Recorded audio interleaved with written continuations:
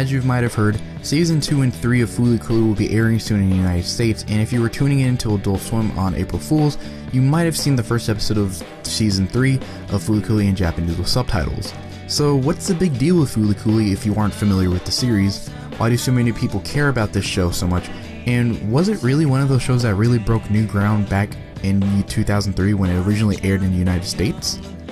To answer all these questions, we have to go back and look into the evolution and creation of Fooly Cooly. We have to see what was at the time a collaboration between Gainax, the studio that brought us Neon Genesis and Evangelion, and Production IG, who at the time was most known for Cromartie High School and Ghost in the Shell standalone complex, and what would eventually lead both studios to create a show that had a good mixture of story, character, message, and intention.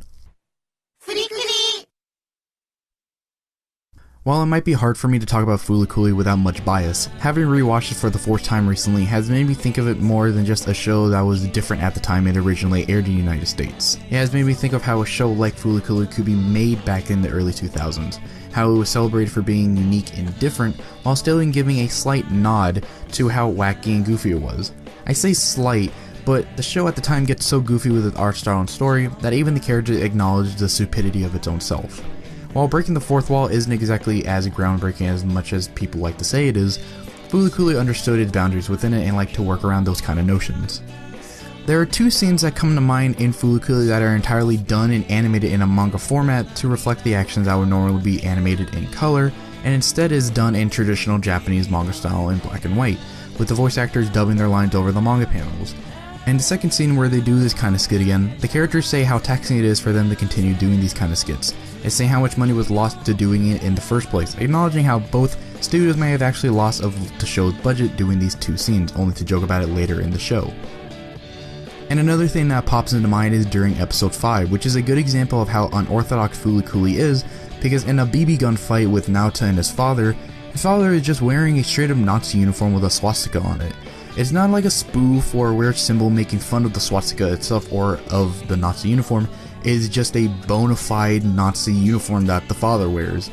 Along with that, the first few minutes of episode 5 are filled with numerous references to pop culture and older anime, the standout one being Lupin the Third reference with the cast talking briefly about the different eras of Lupin by the different colored jackets Lupin wears. And later on in the episode even have a South Park kind of, parody joke of the characters in the South Park style, animated and, acting the same way that South Park does. Episode 5 is just kinda out there, but it's just a bunch of fun to watch. Now again, while these scenes do not reflect how out of the world the show can seem to be, it shows its wacky, absurd nature that Fooly Cooly embraces and makes sure to let the audience know it doesn't take itself too seriously in those moments. Along the same line, it also shows in other scenes how brutally personal and real the show can get. Now, while the show in and of itself isn't too serious, the moments that do appear are genuine in its sincerity and are hard-hitting. At the time it is airing, Fooly Cooly was around a time when many teenagers and young adults needed a voice in the world. Many felt lost and felt weird about growing up, much like any generation, but Fooly Cooly was kind of different. It was airing during a time when you could make a show like Fooly Cooly. It was an unapologetic show that at the end of the day was a kind of a story for young youth who felt as if their place in the world didn't amount to much. Nothing amazing happens here. Everything is ordinary. The huge factory that can be seen from our town, the medical mechanica plant. All the adults got excited when it came here. Like it was really a big thing.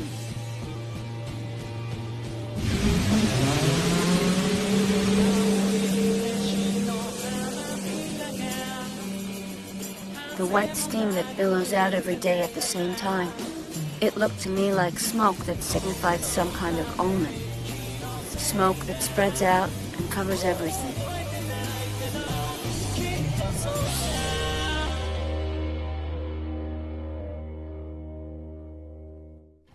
Now, while you could most certainly make a show like Fooly Cooly now, you can't replicate the emotion and feeling it had from back then. Fooly Cooly wasn't just a show you could make to be all random and full of nonsense and then try to shove a message into it about life. It just didn't work like that.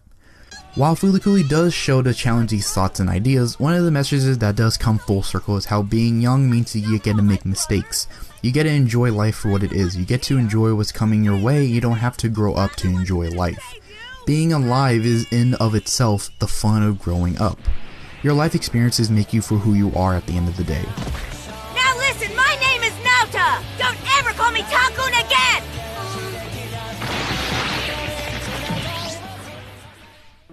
Naota throughout Fooly Cooly has always been plagued with this unfortunate position of being in his older brother's shadow.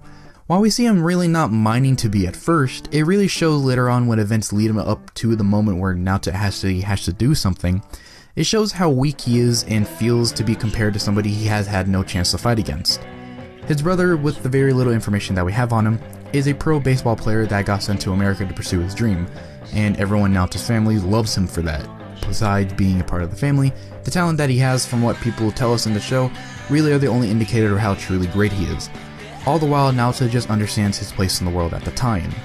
He knows he won't amount to much compared to how his brother has, and tries to stay out of the way mostly, to the point where he isolates himself from even his friends and family. As the show progresses on, we see Naota finally start to gain some kind of self-confidence within himself. We see him actually try to give a shit about himself and others, to the point where in the final episode, when Haruko comes back after she leaves town, he breaks down and cries, asking her where she went and why she left without telling him. You're a liar. What? It's the truth.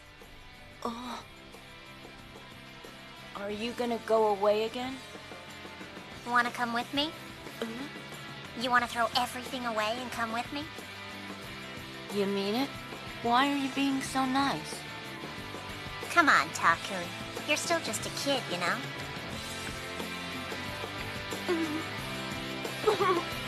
Where did you go? You left without saying anything.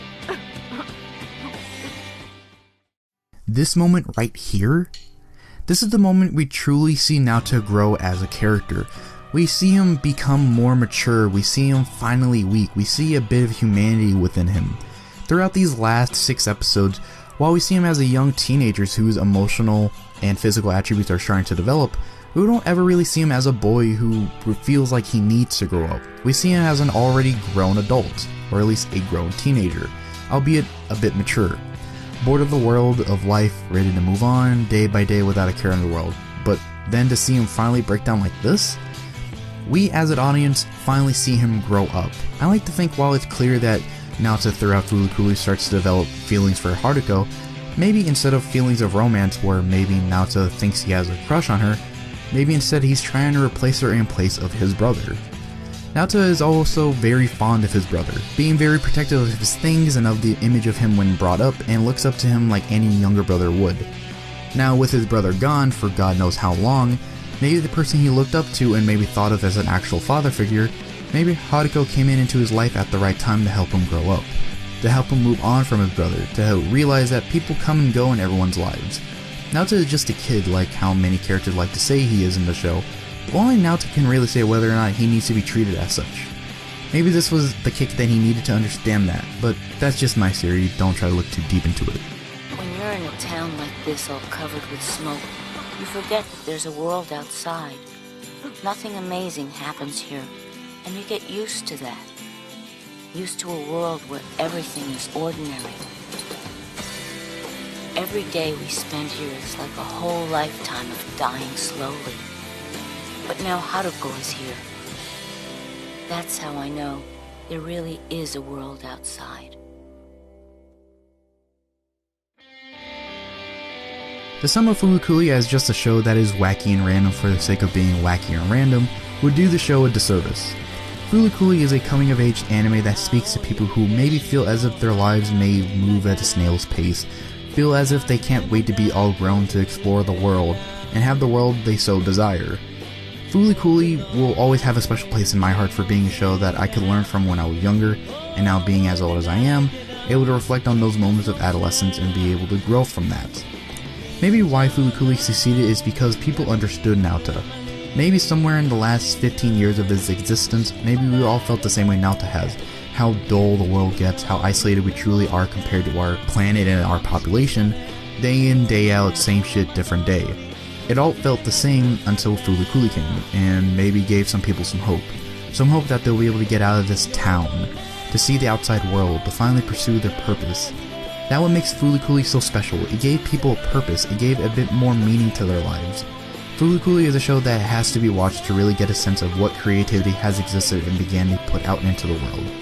My love for anime, animation, cartoons, and the work behind it all began with Slayers when I was, a lot younger, But further with FOOLY COOLY, I grew up in a time to witness what might have been the show that has gone from being a niche series to having 2 more seasons added onto it for future generations to watch. The amount of love and care FOOLY COOLY has given and received is outstanding, and I just can't wait to see what the future holds, even if I am a bit sketchy on season 2 and 3.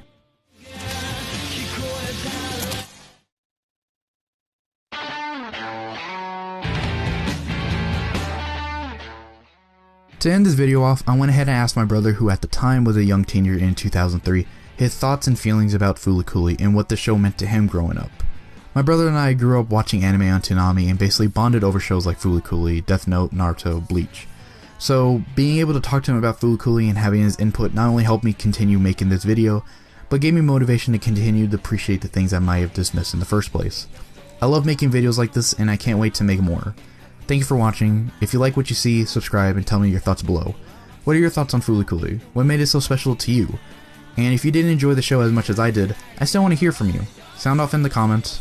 Thank you for watching, and make sure to have a damn good one.